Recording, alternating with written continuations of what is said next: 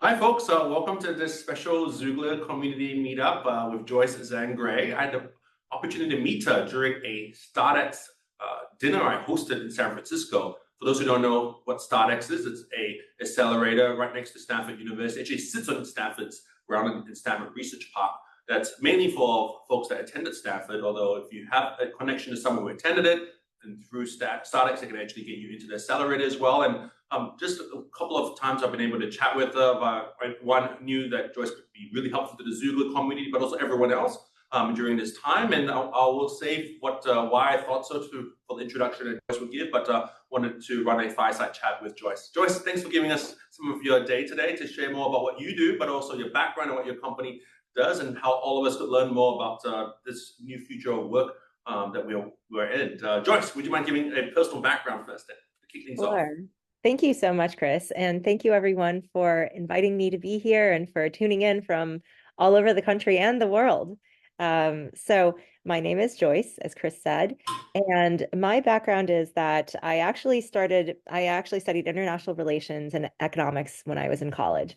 And I started my career with the Federal Reserve during the financial crisis. So I know a thing or two about market downturns. And a very large number of my classmates, I remember, were quite shocked because, they had, for example, an offer and they'd interned with this little firm called Lehman Brothers back in the day. And then they found themselves suddenly graduating unemployed. So we began our careers in a very interesting market. And I would say that it made all of us much more resilient and also, I think, very expansive in our thinking about what careers and jobs look like. So fast forward, I ended up later on working in tech. I went to grad school for public policy, which is one of my key passions, as well as business. And Alariss came from kind of a lot of personal experiences and a lot of personal observations. So a couple of things. One is that I was being recruited by a lot of companies to launch in other markets. And for those of you who've ever been in that role before, you can probably understand what it is. I know that Nicole here is with DoorDash. DoorDash has also been very famous for kind of pioneering that launch and land and expand model. So that usually means you have a local sales, marketing, customer support team in another country, and you launch and trying to expand a customer base in those markets. So I was helping a lot of American tech companies launch overseas, and I realized this is really tough. And not only is it tough, it's extra tough because I'm an American. I was born and raised here. Yes, I speak other languages, luckily, from, having parents who are immigrants and from studying foreign languages in schools, but just speaking another language doesn't make you qualified necessarily to work in those countries in that effective way. So it really requires local knowledge and empathy with the customer and having someone who's really located there. So that was one observation. The other was the observation that actually the emerging markets, in particular Asia, Latin America, Africa, there was so much growth, there was so much acceleration, and a lot of things were happening. And not only were they growing in their regional markets, but many of these companies located in these markets wanted to tap into the US or, kind of Western economies and come here. And so I sort of combined those observations and some of my experiences, in addition to the fact that many of my friends who are founders and executives in those countries kept on asking me for help with, again, local domain knowledge, especially how to hire and build local teams. And I thought this would be a really interesting opportunity for a platform that would help connect the two sides, because actually this is true the world over. The most valuable resource and the one that's missing in every company of any size is human capital. And I know it's easier said than done sometimes because I know from the job seeker side, it can feel frustrating. Like, where are the right jobs? Why is no one hiring? But on the side of the hiring manager, it's actually even more challenging because they feel like they can never find the appropriate talent when they need it at the budget they can afford. And companies are actually becoming smaller and smaller all around the world. This is a trend that we're seeing, but there are more companies. So there are more people and there are more companies, and each company is smaller. And so, as you can imagine, most of these companies don't have the massive and amazing reach that companies like Google had appreciated. But that doesn't mean these millions of companies around the world aren't worth working for. As a matter of fact, many of them provide probably just as good, if not even better, career and growth opportunities and training opportunities for the right person. But they just have no way of connecting with people. And conversely, one of the things that we realized is there's this trend in what we call the future of work, in which great talent wants to be able to kind of structure their day in a certain way or have the flexibility to do certain things, or perhaps even mentally and intellectually challenge themselves to work on different projects and not just on one very, very niche project for a long time. And coupled with that, we were hearing from the market that there was increasing, there was on both sides of the market. Employers were sometimes less able to offer a long-term career path for employees. And employees were in turn interested in having a portfolio of different jobs and opportunities, both again to keep intellectually stimulated, perhaps to have different flows of cash and income, but also because sometimes they just didn't have that same feeling of loyalty of this is a company that my grandparents and parents worked with, and they have a pension and it takes care of them in their retirement. That relationship between employer and employee was fundamentally changing. And so I think that's where technology and also thinking very globally about one's earning potential and one's impact potential became really important. So that's part of why I started Alariss. I'm glad that Chris invited me. I hope to be able to help all of you in different ways and in similar ways through either our platform or through my personal network. So thank you again for being on this call. Thank you, Joyce.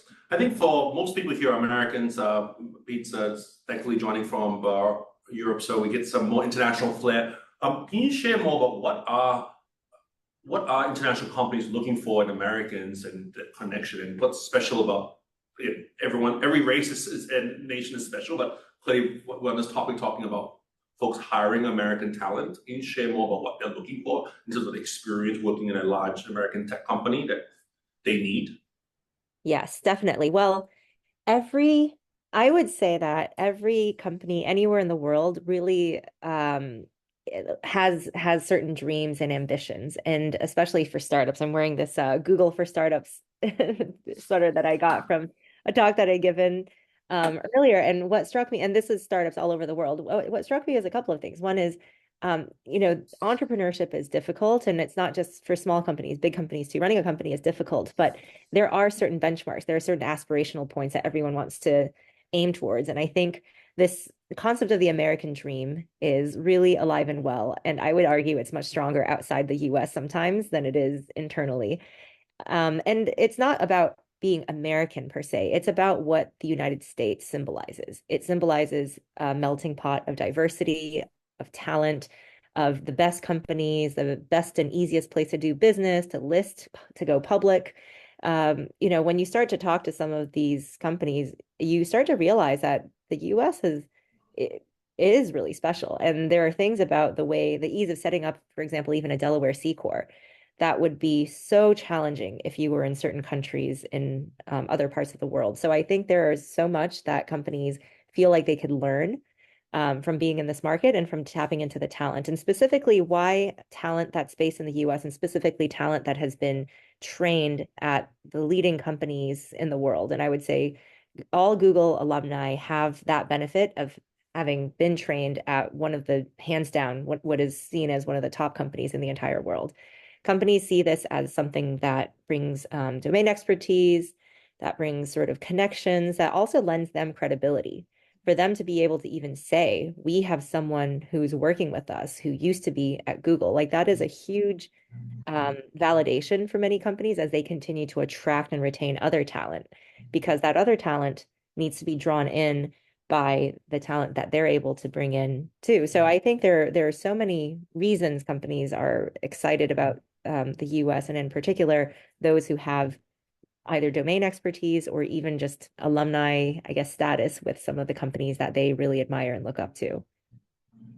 Great. Can you double click into that? What do they admire about these companies, specifically about the culture, about perhaps the way they've been able to expand and grow rapidly?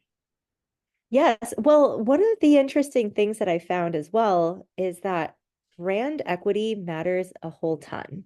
And as a startup founder, I find that I am constantly struggling with this myself because, for Alariss, we're always having to set out content marketing. We have to have, our own kind of partnerships. We have to brand ourselves. We need to educate people about who we are and what we do. That's not necessarily the same with other brands. And you think of those leading global brands like a Google or a Nike or, an Apple, whatever it might be. I think a lot of times people from the outside looking in, they don't even know anything about the internal culture or what's happened or anything like that. It's not even as granular. It's really on a high level. They just admire it because they've heard of it, and they've heard of it because the brand has done a really good job of being successful and having sort of, effectively evangelized. It's another form almost of American soft power, if you think of it that way. Google and many other companies have kind of led to this phenomenon of people feeling like if you come to this country, if you have talent from here, you can do anything. The sky's the limit, because some of the most successful companies, some of the most successful people we've ever encountered or heard about came from them. But it's nothing as granular as knowing about the culture, even how hiring practices work, or how many employees there are, or what food's in the micro kitchens. It's oftentimes just really broadly, it's that feeling that one gets when they see something that they really admire. It's almost like a castle on a hill, and they just think it's really cool, but they don't necessarily know why. They just really want to someday be able to, be associated with that castle. And you brought up something which I want to double click on again, talking about how you project yourself and whether it's your startup, you project it, your own background. What advice do you have for this audience of how should they think about their LinkedIn profile and projecting themselves, and any tips you have? Definitely. Well, one thing that I want to assure everyone is that everyone, meaning hiring managers, know that there have been a lot of layoffs. There's been a lot of just different people who are extremely talented, extremely hardworking, who have been impacted not because of performance, but because companies change. Like, this whole wave of generative AI has completely and fundamentally changed the way that we work, and especially tech companies are early adopters of everything. So whether it's early adopters of new technologies or new structures or new organizational charts, they're the first to experiment and try these things out. So I I know that one hesitation when I sometimes talk to people about posting publicly online that they've either been impacted or that they're looking for a job is, what's that perception going to look like? Are people going to judge me? It's shameful, it's embarrassing. And I hope that people can know, again, from the perspective of hiring managers and recruiters, they would just love nothing more than to be able to, hire or even have someone from Google alumni interview for their roles or their companies. Like, the vast majority of companies out there, it's a sourcing problem. Google is one of the very few companies where they have a filtering problem. There are so many people who want to work at Google, and there are so few jobs that it's really just a filter criteria. But the other millions of companies out there that are not Google, whose names you don't even know, like, you didn't know the name Alariss until you saw that I was coming to speak today. And if you didn't know Chris, you might not have known what Key did, even though it's also an awesome company. There are millions, if not tens of millions of companies around the world that are just yearning for a chance to get in front of you. And so if you're able to signal to them that you're interested and available, that actually reduce the friction for them to reach out to you. And on top of that, I know LinkedIn has changed its algorithm a lot, so don't just rely on LinkedIn. But more importantly, LinkedIn is a proxy for your network. Network-based job search, especially at your levels, having worked at Google for so many years, is usually the key to getting jobs. And so just leveraging your network, letting people know that you're open to roles, what you're looking for, the more you let them know, the more they can help you. If you don't communicate to them what you're looking for, then they don't know to help you. And for example, Nathan was saying he's looking to become, or well, I know it's being recorded, so I guess I can and can mention it another time. You mentioned it earlier, but he was looking at potential things and like just letting us know, and we said, okay, cool, that's great. Now we know, and we'll be on the lookout for it. So just tactically on LinkedIn, you can write a post. I've seen a lot of really authentic, very authentic posts that get a lot of organic reach, where people just talk very openly about what happened to them, what they're looking for. Of course, usually you want to set the right tone of being really gracious and thanking your previous team and managers for all the things that you learned. I see those posts do better. I don't think the posts where people come across as like, angry and bitter come across as well, unfortunately. I don't know. I think LinkedIn's algorithm likes to optimize for happy things. So things that are like gracious, self-reflective, but letting people know that, hey, you're on the market, this happened to you, and you're like looking forward to your next adventure. Those things work really well if you're comfortable with it. If you're not, totally fine. There are ways, even on LinkedIn, that you can privately signal to recruiters that you're open to work, and it won't put that little logo around your picture. And then there are other ways of just having conversations. Activate your network. Again, think of people that you know who are either in positions or in companies that you admire or think are interesting, and get like, grab lunch with them, get coffee, just reactivate your network. You probably will be surprised at the results. And sometimes it's not the first order person, but their friends or their friends of friends. And then, of course, encouraging people to amplify. So if you do post something online or send it to people, then it's very easy for them to like, reshare, repost, and all of those things. And you want to keep an open mind, because again, a lot of the opportunities that are the best for people are maybe not the ones that have that huge brand attached to it. Because I think if I were to really ask people, like, how many companies can you name? I'm sure the average American could probably only name about 20 companies that they can think of off the top of their head that they like think they want to work for. And again, just in the US alone, there are 100 million small businesses technically listed under, by definition, of the Small Business Association. And of course, some people in the US have, like, it's a mom and pop shop. So by definition, it's a two-person small business. They're not looking to hire. So it's not like your TAM is 100 million, but it's definitely more than 10 or 20 companies. So you can also think really expansively. And the last thing I would say is, like, know, or on this subject at least, is to know yourself. Understand what your objectives are. This is an amazing opportunity for you to really think critically about what matters to you and what you want out of your next role and out of your career. Are you optimizing for flexibility, for learning, for colleagues, for office amenities, for, distance from work, commute time, for career growth, for title? Like, these are all things that you can stack rank. You might not get all of them at once, but you'll likely be able to optimize for at least some of them. And so, for example, some people really care about their title. So they're willing to take a pay cut for a higher title. And any companies do this. They'll almost over title people because they can get really great people in for lower salaries because of the title. I know it might sound silly for those who said, well, I don't care about title. I care more about, the compensation, the benefits, but different people have different preferences. So just understand your own preferences and also your own timeline. If you're, I know this probably doesn't pertain to most of you, but if you're running up against, for example, visa issues, you're laid off, you have a ticking time in which, you need to get a new job and a visa sponsor, otherwise you get deported, then don't be picky about your next role. Just any company that offers you visa sponsorship will do. If you're the sole breadwinner of your family and you need to make rent payments, again, don't be picky about the role. Like, things will happen, even though you might have to take a role in the interest of time that is not quite at the level or salary that you deserve. If you perform well, you can get promoted. You can always get another role afterwards. Recruiters no longer look negatively upon people who job switch. Obviously, you don't want to be someone who has a resume where you job switched every single year for the last 10 or so years, but most of you were in the same company for many, many years. And so I think anyone would look at your profiles and say, this person is stable, they're loyal, they're hardworking, they've gotten promoted consistently. So even if you land in a job right away for the interest of, again, expedience, that isn't your perfect dream job. If you leave after a little bit, again, people will look more at the entire history rather than just at what happened in the last role. Cool, thank you. So I saw this link on your website, and I want to share more about what folks should really say on a LinkedIn or on an application like this, say unique and interesting to employers. I'm sure you evaluate a lot of candidates that come through your portal, right, Joyce? How do we assess what's interesting that we think is interesting versus what an employer might think is interesting?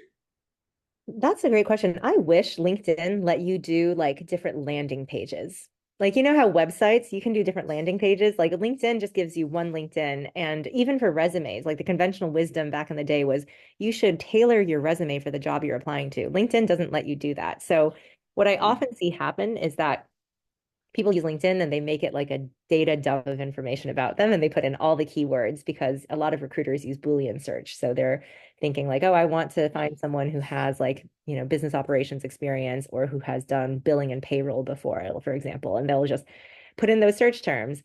And if your role happens to have that name in it, or if your description has that name, great. But sometimes companies will put things under like, okay, this is, the finance department. So someone might just say, I'm a finance lead, even if they did do, for example, billing and payroll as part of it. If they don't list it there, then they can't be found. So I think that, just as Google's algorithm is constantly changing in terms of SEO, LinkedIn is also updating those things. But it is right now, you don't get penalized for having more information in there, at least under your relevant roles, so that you can be more easily found. If you're applying for a specific job, or again, if you're reaching out to someone who's helping you get a referral to a hiring manager, it might be beneficial to call out the specific things in your background that are relevant to the job. So it can be as simple as looking at what the job description says and almost like mirroring or parroting back or paraphrasing certain things that they say about what you've done.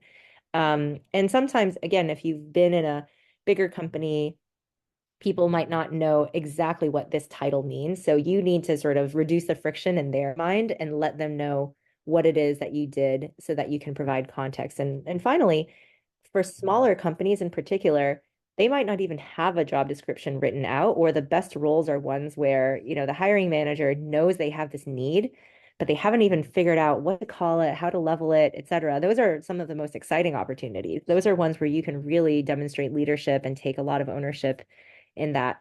Then a lot of it is about kind of doing your research on the company, anticipating what it is that they might be struggling with, asking, of course, the hiring manager, engaging in a conversation about what some of their greatest challenges are, and presenting yourself in a way in which you can couple your previous experiences and having worked on something similar, but also how you could naturally just slot in and help them alleviate some of those challenges. And one area which I think is particularly great for that is, for example, marketing, because with marketing, you can literally see how companies are presenting themselves, maybe what their struggles are. You might not know exactly what their web traffic is, but actually a lot of this data is also public. You can see how they rank on certain sites and things like that. So even being able to demonstrate that you really understand them, and people love hearing people talk about them. I mean, they love talking about themselves, number one, but number two, they also love it when other people talk about them. So if you're able to talk about their company, which is something they care a lot about, in a way that demonstrates how you can take care of it and help it get to the next level, then that's actually very attractive for a lot of employers. And Joyce, can you talk about the actual process of getting onto the Alariss database for go-to-market executives here? I know there's some people who may not be in your sweet spot, but can you talk more about how do people get onboarded and what is the process like to be working with Alariss? Sure. So for us, we try to make it as frictionless as possible, which is why our sign up is really simple. We used to have a much longer one, and then we realized, again, we can analyze website traffic. We realized we had a lot of drop off, so we make it really simple. Your LinkedIn, your comp expectation. Again, it doesn't have to be what you're currently earning. It's just what you hope to have, and then your name or your email, sorry. And so with that, like, again, we actually can scrape all the data from LinkedIn that you already have and upload it to the database. And then we have our, algorithms that will match to different openings and roles. But in general, if people demonstrate that they're open-minded and interested, what we like to do, because many of the companies we work with are companies that are just entering the US or new markets for the first time. They need someone who's like basically a general manager, and sometimes they don't even know what they need. So that person ideally has, a little bit of experience in all sorts of things, but maybe is spiky in one thing that they really need, whether it's B2B sales or growth marketing, but generally can wear a lot of hats and probably be more like a sounding board and advisor. That's the unique dynamic that we try to go for. And this is why it's cross-border is very unique, because the chances are, if it's a domestic company, they know exactly what they need and they have a more robust recruiting operation. But if it's an overseas company or it's a startup that's kind of expanding for the first time and trying to get its sea legs, then they need a lot of guidance and help. So another strategy that we see, not just through our platform, but in general, is that you can start off as kind of a fractional C-level person, whether it's a chief revenue officer, chief marketing officer, and just fractionally help a couple of companies or just even one company. And if it goes well and if they get more, budget and feel more comfort, then they can hire someone full time if that's what you're looking for. But we've also seen some people on our platform have so much fun from being fractional that they decide they actually don't want to be full time with anyone. They'd rather split their time with multiple companies. Great. And when people continue on a fractional journey versus not, what are the main reasons what they enjoy versus not enjoy? How should someone evaluate whether to explore this as their next phase of the career? Yeah, well, I'd love to hear from some of you because I'm sure many of you have experiences with this. I think it comes down to personal preference and personal circumstance. If someone is a primary breadwinner for the family and they live in an expensive place, I see that they are more drawn to W-2 that provides full insurance and benefits, and that can also cover family, for example. Um, for those who are fractional, oftentimes it's because they like the flexibility, the intellectual, like they like code switching or context switching. They actually don't want to work on just one tiny little feature or one tiny little piece for like, 50 hours a week and every single day. They like to context switch. They also see the disproportionate upside. And then for many of them, actually, their combined salary is higher than if they were just a W-2 at one place. But it does take a lot more mental load because you have to, again, context switch. Sometimes some client might drop off, and then for an interim, your combined salary is less because you're, missing a chunk of the income you had before. And then some people like to travel. Like it's not uncommon for people on our platform to work remotely. We were definitely a pandemic fueled company that became very popular when people were all about remote work. And now with return to office, a lot of people said, "Oh man, it's a bummer." But actually, I'd rather do remote. And so that's another reason a lot of them end up doing fractional because fractional roles are very remote friendly, whereas W-2 roles are in the US at least are increasingly requiring return to office. Thank you. And the last question is, how can this community be useful for you, Joyce? Well, I think that, I mean, I can't emphasize enough how excited people on our platform would be for the chance to potentially work with someone who's a Google alum. I think the biggest problem is that they probably don't have the budget to afford you. So that's another reason we sometimes encourage them to think about fractional, because as we point out, having 1/4 of the time of a really amazing person is worth more than, paying 100% of the time of someone who doesn't have experience. And sometimes companies need to get over that thought of like, how can I go for the cheapest option possible? They need to think more critically about how can I achieve the objectives that I want and how can I get experienced, trustworthy people who can get me there. Yep. Thank you, Joyce. We're going to stop this recording and have more open Q&A right after this. But before that, Joyce, how can anyone who's watching this reach out to you in the future? Sure. Well, feel free to email me at joyce@alariss.com or to sign up on the sign up on our website. So I'll put in my personal email, also my LinkedIn, and our website is candidate like alariss.com/candidates for Great. signing up as a candidate. So it's just Joyce, Joyce at alariss.com. So thanks for joining and watching this recording, everyone. Come join us for our next session.